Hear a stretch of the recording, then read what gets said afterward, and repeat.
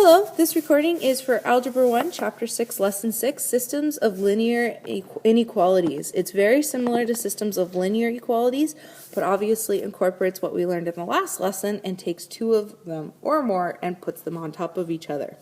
So two or more linear inequalities form a system of linear inequalities. There are two or more boundary lines and two or more shaded regions. The solution makes each inequality true.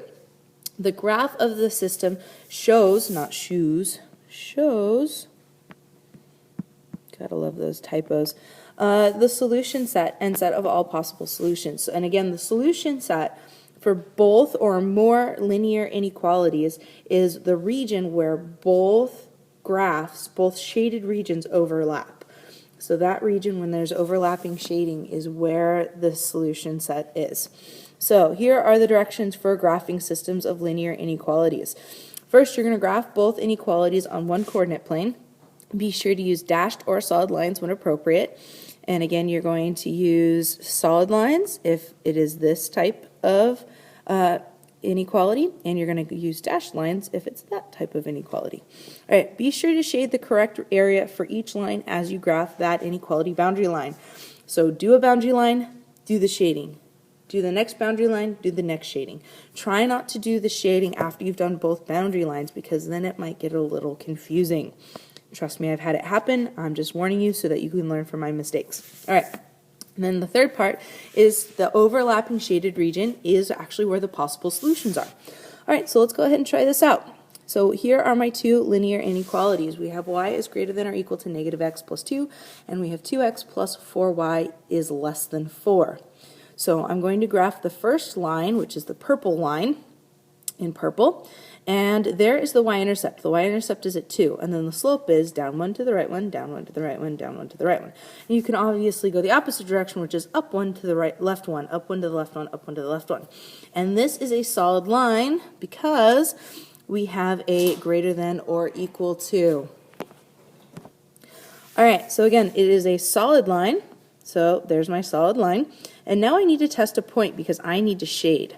And I'm going to test the point 0, 0 because A, it's easy to do math with 0, and B, the boundary line is actually not on 0, 0. So let's go ahead and test it. 0 is greater than or equal to 2, which is a false statement. 0 is not greater than or equal to equal to 2. It is less than, which means we're going to shade the opposite side of the boundary line right there. All right, so again, the shading does not include the test point 0, 0 because the test point 0, 0 gives me a false statement.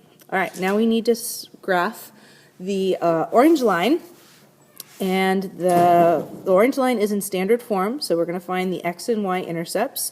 So that is the x-intercept right there, which is that point right there, and now we need to find the y-intercept, which is right there. And then we need to connect the dots with a dashed line. So now we need to test a point. I can also test the point 0, 0 because 0, 0 is not on the boundary line, which is the orange line. So then I get 0 is less than 4. Well, 0 is less than 4 is a true statement, so it means I do need to shade the point 0, 0. There we go. So the overlap in the two shaded regions, the purple and the orange region, is right there, and those are all possible solutions. The only thing is this is a negative. There we go. So then if I were to test a point in this possible solution range, like the point 6, negative 3, I'm going to get a bunch of true statements. So there we go. So I tested both inequalities with the point 6, negative 3, and I got some true statements, which means it is a possible solution in that area for both inequalities. Alrighty. So next up we have a graph already, and we want to figure out what the system of linear inequalities is by figuring out the lines from the graph.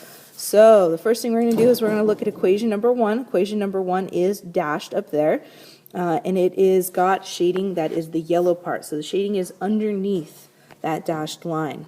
So we have y is less than 2 because the line is straight across and it is parallel to the x-axis and it goes through 2 on the y-axis and it is beneath that line. So therefore y is anything that is less than 2.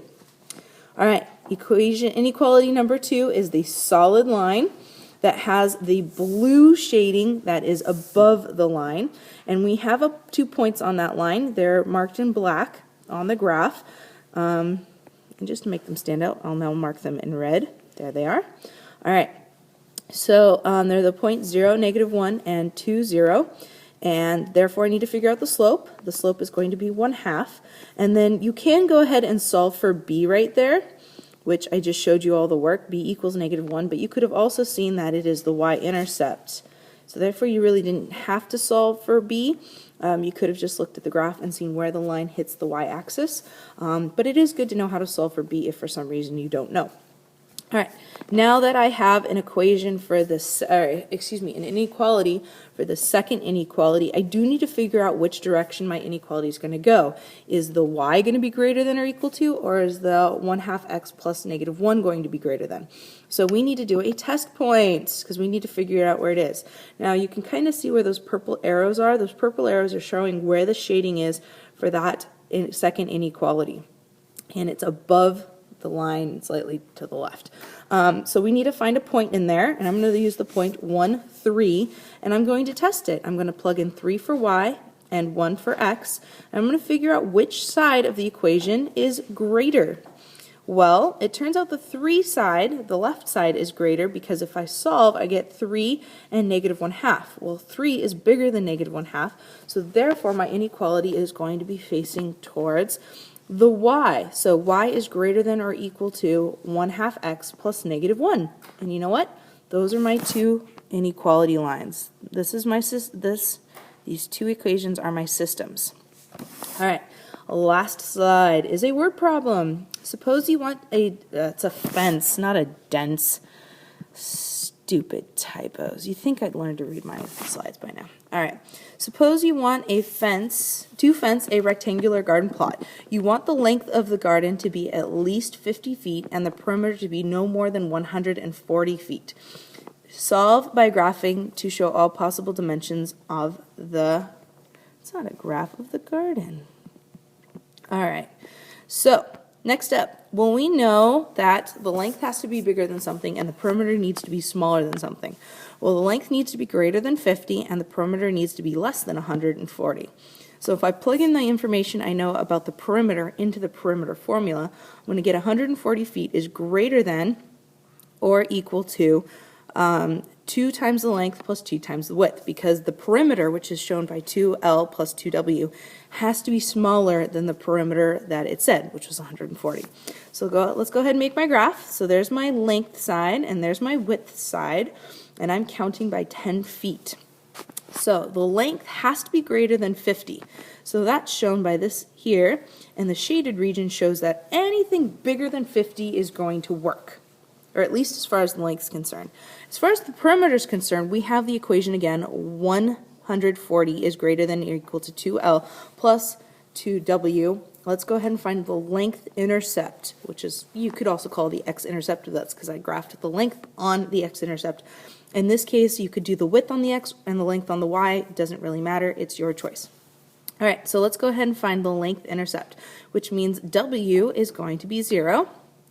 Which means the length has to be less than or equal to 70. So there's my point. You can kind of, just see it right there. That's a little blue dot on the length equaling 70. All right, now we got to find the width intercept, which guess what, is the same. So there's the dot on 70 on the width axis. I'm going to connect the dots with a solid line because it is greater than or equal to, and then I'm going to shade.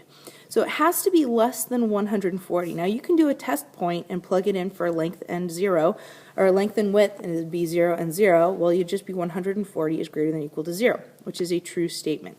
But also you know this because the perimeter has to be less than. We're not saying it has to be greater than 140. It has to be less than 140. So that's why I shaded the bottom part of that line. Now here in the red are all of the possible length-width combinations that will give you a perimeter that works. So again, you can test a point in there. Now it would be really hard. You could probably do, 55 as your length and your width being 5, and that would work. You would have a length greater than 5, and then with the accompanying width, you would have a perimeter that was total less than 140 feet.